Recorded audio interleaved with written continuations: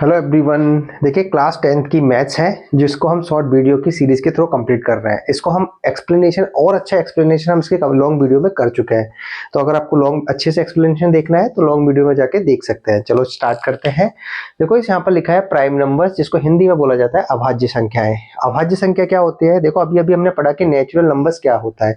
Natural number हमने पूरा पढ़ लिया है। तो प्राइम नंबर्स एक तो नेचुरल नंबर होना चाहिए, दूसरी बात एक से बड़ा होना चाहिए, और तीसरी सबसे इंपॉर्टेंट बात इसमें यही है कि उसके दो फैक्टर होने चाहिए। केवल कितने फैक्टर होने चाहिए? सिर्फ और सिर्फ दो फैक्टर्स होने चाहिए।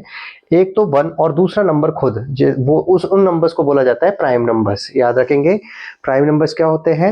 एक नेचुरल नंबर हो ग्रेटर देन वन हो और उसके केवल और केवल दो फैक्टर्स होते हैं, एक तो वन और एक नंबर खुद। तो उस संख्या को प्राइम नंबर्स कहते हैं। जैसे कि दो देखिए, तो इसका एक तो खुद फैक्टर हो गया एक, और एक खुद नंबर हो गया है। तो टू फैक्टर होने चाहिए, एक तो नंबर, एक तो खुद और एक खुद नंबर, एक होता है और एक खुद नंबर होता है। उस संख्या को हम बोलते हैं प्राइम नंबर्स। इसी तरह से देखो ये 2 3 5 7 11 13 ये 17 19 और 23 ये सब क्या है? Prime numbers. अगर हमसे पूछा जाए स्मॉलेस्ट प्राइम नंबर कौन सा है तो वो है 2।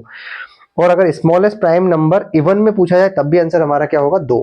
वन प्राइम नंबर्स नहीं है क्योंकि वो तीनों कंडीशन को फॉलो नहीं करता है। देखिए अगली नंबर्स है हमारे पास कंपोजिट नंबर्स। कंपोजिट नंबर्स का मतलब भी वही है कि एक तो नेचुरल नंबर होना चाहिए, एक से बड़ा होना चाहिए।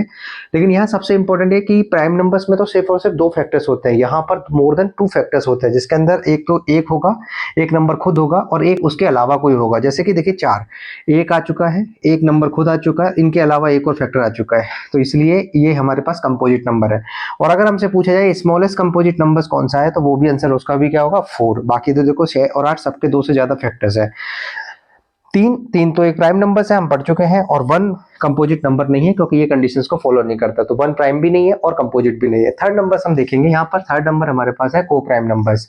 को प्राइम नंबर्स का मतलब होता है नेचुरल नंबर्स का एक ऐसा पेयर होता है जिसमें कोई भी कॉमन फैक्टर नहीं होता है। मतलब अगर कॉमन फैक्टर नहीं होता है तो उसका एचसीएफ हमेशा और हमेशा कितना आएगा? 1 आएगा। जैसे कि 8 और 15 इसमें कोई भी चीज कॉमन नहीं है, तो कोई भी कॉमन फैक्टर नहीं होने के कारण इसका जो कॉमन सिर्फ और सिर्फ एक ही है, 1 है, और इसलिए इसका एचसीएफ भी क्या आता है? 1। 3 और 5 में भी कोई कॉमन फैक्टर नहीं है, इसलिए इसका एचसीएफ 1 है। और ये कौन सी नंबर है? को प्राइम नंबर। इस तरह से अगर आपको और अच्छे से पढ़ना है तो इसका लॉन्ग वीडियो में जाके इसको देख सकते हैं। Thank you.